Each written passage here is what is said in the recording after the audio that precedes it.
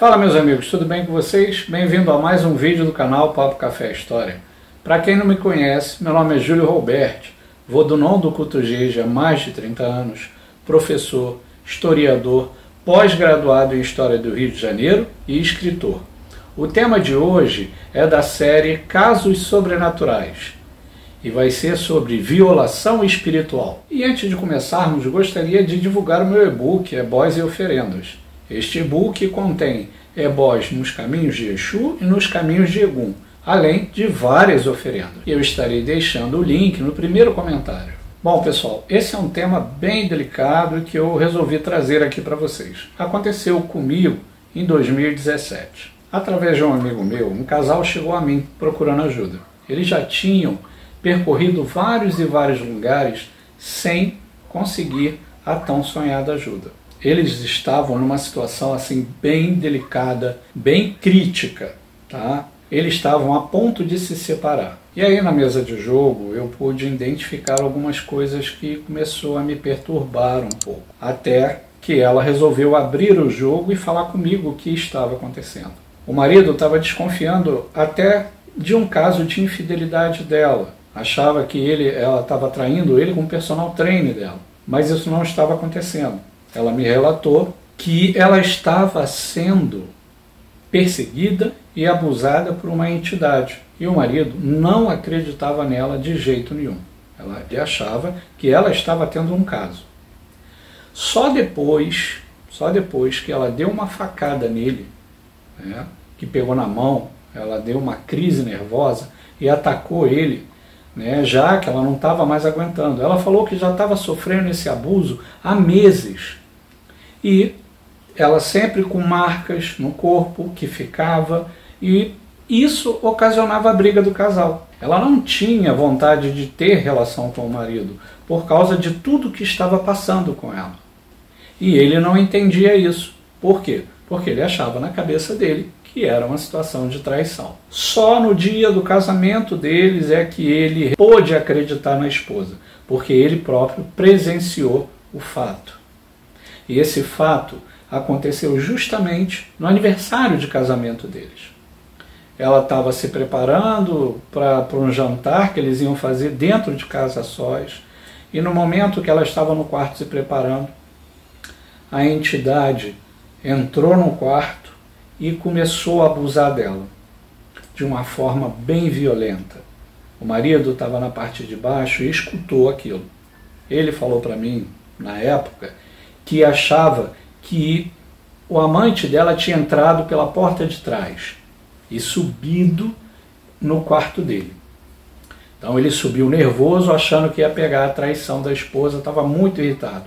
Mas, quando ele chegou lá, ele se deparou com uma criatura em cima da esposa, violentando ela. Ele ficou parado, congelado na porta, e não ajudou a esposa. Mesmo ela chorando, mesmo ela pedindo ajuda, o que aconteceu ainda foi pior, porque a criatura, com o marido dela olhando, intensificou a violência a ponto de deixar ela desfalecida. O marido ficou cerca de 15 a 20 minutos agarrado na porta, sem se mexer. Depois ele desceu, fechou a porta e deixou a esposa com a criatura lá em cima. Esse foi o motivo que ela alega para a separação. Por ele, como ser marido, não a defendeu. Mas ele alegou para mim que ele ficou morrendo de medo e que ele não tinha o que fazer. E esse fato precisa ser levado mais a sério, porque muitos não acreditam.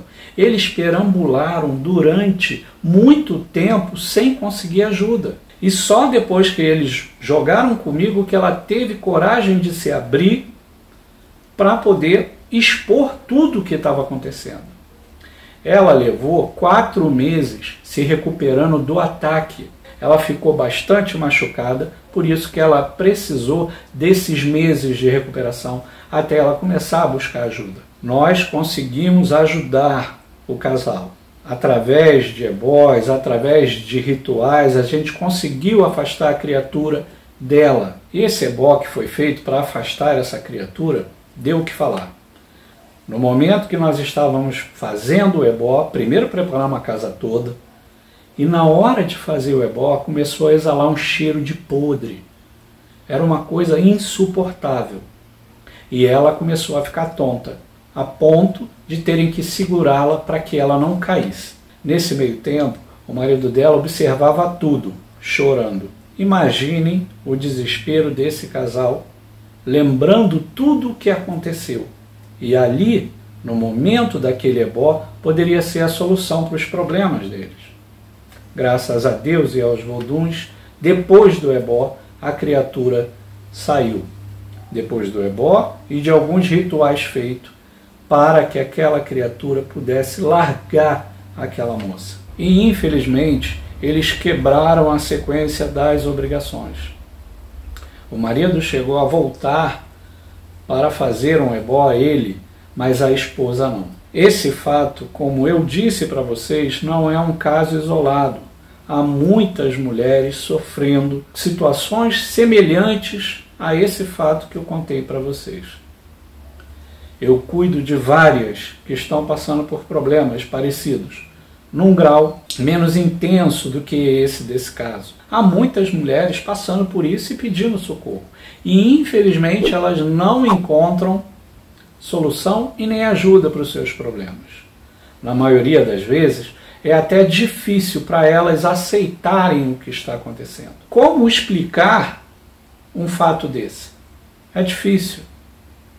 Mas tem que buscar soluções, tem que buscar ajuda. E precisamos olhar com o máximo de cuidado. E você, que é zelador ou zeladora, podem receber pessoas que estão passando por isso. Escutem eles.